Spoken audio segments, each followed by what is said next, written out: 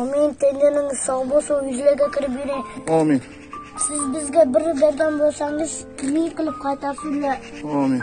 Bolalaringizni baxtini ko'rib yuring, bolalaringizni ahvolini ko'rib yuring. Amin. Bu dunyoda bilib bilmay qilib qo'ygan gunohingizni bu dunyoda kechirib, Allohim yuzlarini beparda ko'rsasinlar, jannatga kirishingizni nasib ro'za aylasinlar. Amin. Amin. Jannatda bolalaringiz boshingizga toj kiyilsin.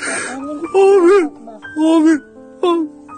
Sizlarga kirib yuring, bizga qilgan ehsonlaringiz Allohim sizga ming qilib qaytarsin. Sizlarga barcha insonlaringiz bo'lsa, ularga dasturxon Amin. Amin. Amin. Alloh. Prezident tizimni to'g'ri yo'lga qo'ymasa, Shuhrat G'aniyev va Jamshid Xo'jayevni ishdan olishini aytdi.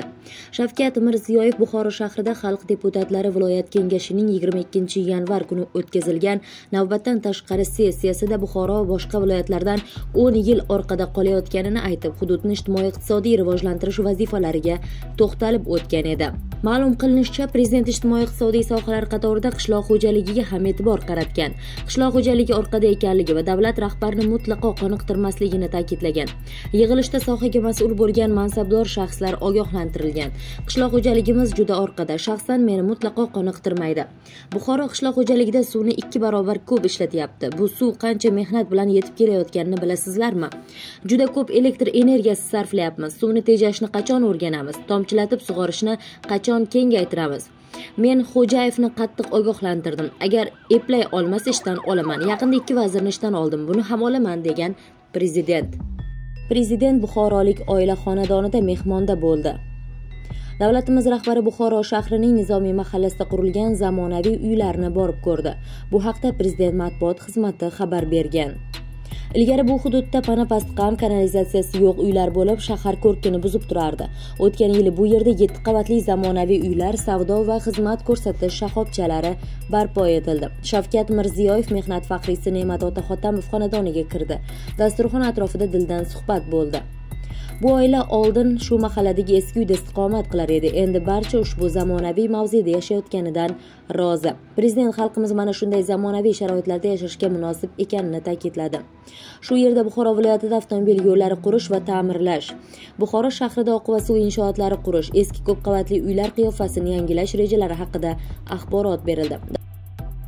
O'zbekistonda 1,5 milliondan ortiq kishi elektrsiz qoldi. Hududiy elektr tarmoqlari aksiyadorlik jamiyati boshqaruvi raisining birinchi o'rinbosari Jahongir Obidjonov ishtirokida brifing o'tkazildi. Unda elektr energiyasidagi uzilishlar bilan bog'liq holatga izoh berildi. Qayd etilishicha, kecha boshlangan va ayni paytda davom etishi kuzatilayotgan kuchli shamol, qor bo'roni oqibatida havo elektr tarmoqlari hamda transformator punktlariga yetkazilgan shikast natijasida respublika bo'yicha 110 kV kuchlanishli 7 dona havo liniyalarida va 6-10 kV kuchlanishli 476 dona havo liniyalarida uzilishlar vujudga kelgan. Tezkor ma'lumotlarga ko'ra, elektr energiyasidagi uzilishlar natijasida iste'molchilar elektr energiyasisiz qolgan.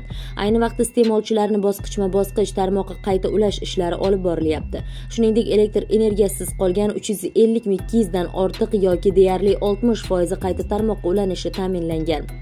O'zgidromet ma'lumotiga ko'ra, bunday noqulay ob-havo sharoiti ayrim hududlarda bugun ham davom etishi mumkin. Shuni hisobga olgan holda hududiy elektr tarmoqlari aksiyadorlik jamiyati aholini elektr energiyasida vujudga kelishi mumkin bo'lgan uzilishlardan ogohlantirgan. Zidan koronavirusga chalindi. Madridning Real klubi bosh murabbiyi Zayniddin Zidan koronavirusni yuqtirib oldi. Ayni paytda fransiyalik mutaxassisning sog'ligi to'g'risida hech qanday qo'shimcha ma'lumot berilmagan. Katta ehtimol bilan Zidan 23-yanvar kuni bo'lib o'tadigan Alavesga qarshi La Liganing 20-tur uchrashuvini o'tkazib yuboradi. Hozirgi vaqtda madridliklar turnir jadvalida Atleticodan 7 ochko ortda qolgan holda 2-o'rinda boryapti. Samarqandda Jo Bayden mas'uliyat cheklangan jamiyati ochildi. Samarqand shahrida AQShning yangi prezidenti Jo Bayden nomi bilan tadbirkorlik subyekti ro'yxatdan o'tkazildi. Samarqand shahrining Turkiston ko'chasi 62-uyda joylashgan Jo Bayden nomli mas'uliyat cheklangan jamiyat 2021-yil 21-yanvar kuni Samarqand shahri davlat xizmatlari markazi tomonidan ro'yxatga olingan. AQShning yangi prezidenti Jo Baydenning jinoyatlari yuzaga chiqa boshladimi? AQSh Kongress a'zosi Marjorie Taylor Greene vakillar palatasida korrupsiyada ayblab prezident Jo Baydenga impichment e'lon qilishni taklif qildi. Prezident Jo Bayden prezidentlikka munosib emas. U prezident Obamaning vitse-prezidenti sifatida ishlagan vaqtida o'z vakolatlarini suiiste'mol qilgan. Prezident Bayden o'g'li Hunterni qo'llab-quvvatlash va oilasining cho'ntaklarini xorijiy energetika kompaniyalarining noqonuniy pullari bilan to'ldirish uchun qo'lidan kelgan barcha ishni bajarishini isbotlagan, deyiladi Greenning bayonotida. Ma'lumot uchun, Bayden Ukrainaga nisbatan o'g'lining biznes manfaatlarini inobatga olgani holda har qanday siyosiy qarorlarni qabul qilishni rad etgandi. O'tgan yilning sentyabr oyida e'lon qilingan hisobotda Hunter Baydenning Ukrainaning Burisma kompaniyasidagi faoliyati AQSh tashqi siyosatiga ta'sir ko'rsatgani isbotlanmadi. 2020-yil may oyida Ukraina Oliy Radasining fraksion bo'lmagan deputati Andrey Derkach Ukrainaning sobiq prezidenti Pyotr Poroshenko, Bayden va AQShning sobiq davlat kotibi Jon Kerrining ovozi yozilgan telefon suhbatlarining parchalarini e'lon qildi.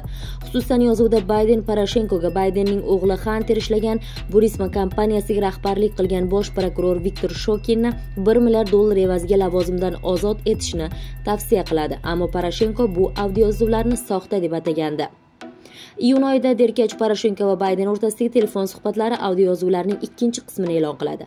Suhbat davomida siyosatchilar Ukrainaning ichki siyosatini muhokama qiladi. Poroshenko yozuvlarni to'qima deb hisobladi va buni Kiyev hamda Vashington o'rtasidagi strategik sheriklikni buzishga urinish deb atagan edi.